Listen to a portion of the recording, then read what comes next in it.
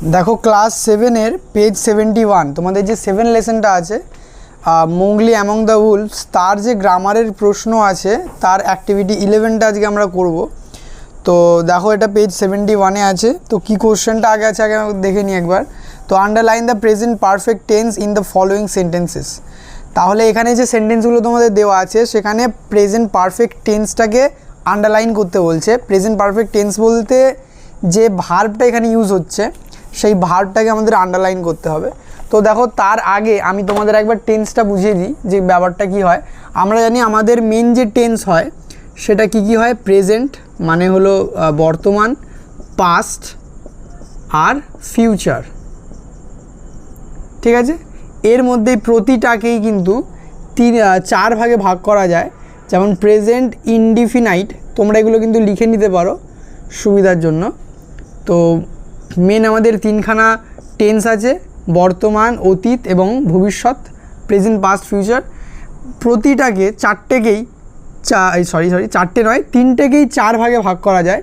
Indefinite বা simple, ধরো present আমি বলছি, তো প্রেজেন্ট ইনডিফিনাইট বা সিম্পল প্রেজেন্ট। এরপরে হয় কন্টিনিউয়াস, এরপরে হয় পারফেক্ট, তারপরে হয় পারফেক্ট কন্টিনিউয়াস।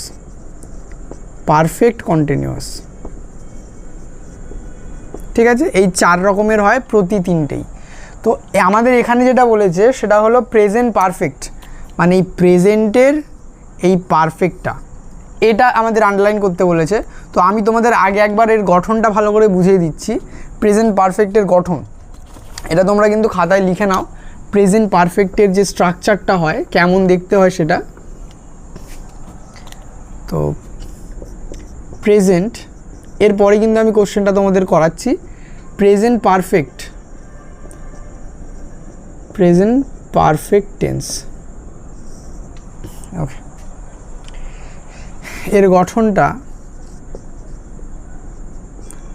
সাবজেক্ট, আমি দেখো এটা শর্টে লিখে দিলাম ওখানে ডট দিয়ে, সাবজেক্ট প্লাস এখানে হবে হ্যাভ অথবা হ্যাজ, ঠিক আছে। Subject plus have has plus PP of root verb. PP মানে হলো past participle of root verb. তোমরা এগুলো গ্রামার বইতে দেখতে পাবে।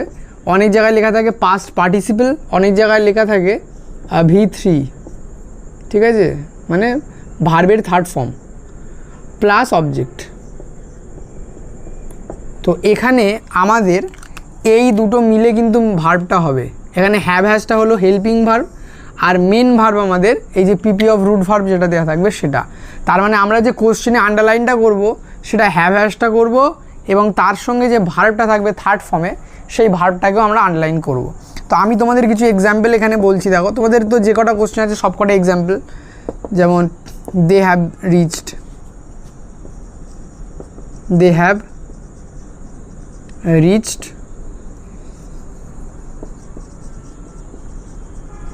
Reached, home.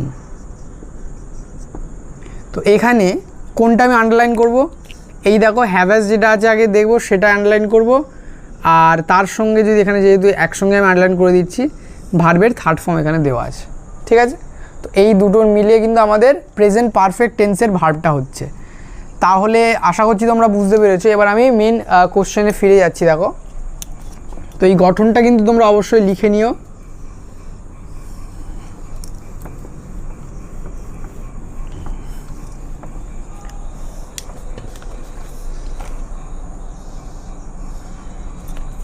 Okay,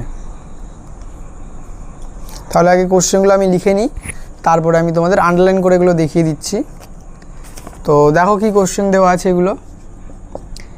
they have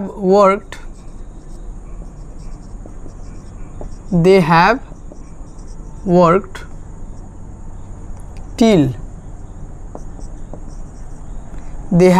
till sunset.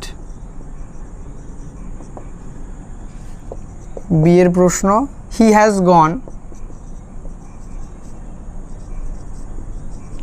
Gone to slip.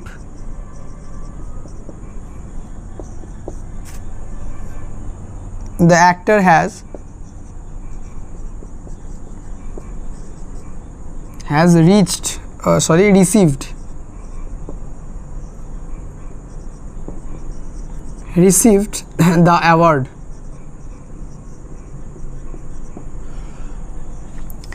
D এরটা দেখো, Shere Khan and তাবাকি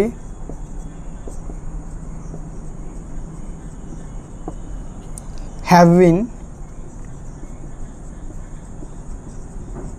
unsuccessful.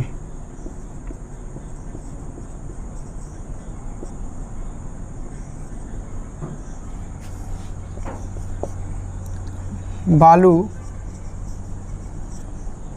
has supported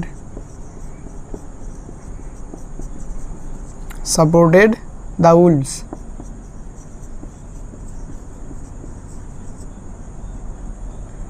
Oh sorry okay. So এবার দেখো তাহলে আমি কি করব এখানে। তো প্রথমেই দেখো এখানে কি দেওয়া আছে, হ্যাভ হ্যাজটা আগে দেখবো, তার সঙ্গে দেখবো থার্ড ফর্ম আছে কিনা। এই ওয়ার্কটা এটা কিন্তু ওয়ার্কের থার্ড ফর্ম, ঠিক আছে, ওয়ার্ক থেকে ওয়ার্কড। তো এই হ্যাভ হ্যাজ এটা আর এই ওয়ার্কড এটা আমাদের আন্ডারলাইন করতে হলো। তো বি এরটা দাও কি দেওয়া আছে, হি হ্যাজ গন টু স্লিপ। এই যে গন এটা হলো গো এর থার্ড ফর্ম, ঠিক আছে, তাহলে এটা হয়ে যাবে has gone. The actor has received, এই রিসিভডটা হলো রিসিভের থার্ড ফর্ম বা V3 বা past participle form. Shere Khan and Tabaqui have been, এই হ্যাভ আর বিনটা কিন্তু বি এর থার্ড ফর্ম, ঠিক আছে, বি থেকে বিন হয়। বালু হ্যাজ সাপোর্টেডটা সাপোর্ট এর, ঠিক আছে, এর রুটভার্ব কি সাপোর্ট, তা থেকে হয় সাপোর্টেড। তো হ্যাজ সাপোর্টেড এটা এখানে কিন্তু আমাদের প্রেজেন্ট পারফেক্ট টেন্সের মেন ভার্ব হয়ে গেল। তাহলে তোমরা এগুলো করে নাও আন্ডারলাইনগুলো।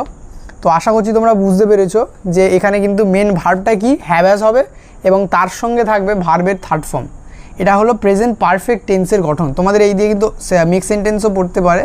তো এই জিনিসটা খালি মনে রাখবে যে এর গঠনটা কেমন হয়। আর যে গঠনটা আমি আগে লেখালাম আশা করছি তোমরা সেগুলো লিখে নিয়েছো।